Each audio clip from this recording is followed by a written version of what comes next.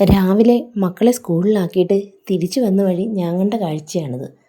ഒരു വെള്ള കൂടയുമായിട്ട് ചാമ്പച്ചുവട്ടിൽ നിന്ന് വെള്ള ചാമ്പയ്ക്ക പിച്ചുന്ന എൻ്റെ അമ്മ.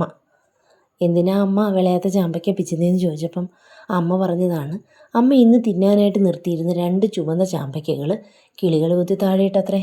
അതുകൊണ്ട് അമ്മയുടെ കയ്യെത്തും ദൂരത്ത് നിൽക്കുന്ന ഒരു ചാമ്പയ്ക്കയും ഇനി കിളികൾ തിന്നാൻ അമ്മ അനുവദിക്കത്തില്ലെന്നും പറഞ്ഞ് പറിച്ചെടുക്കുന്നതാണ് നമ്മൾ ഈ കണ്ടുകൊണ്ടിരിക്കുന്നത്.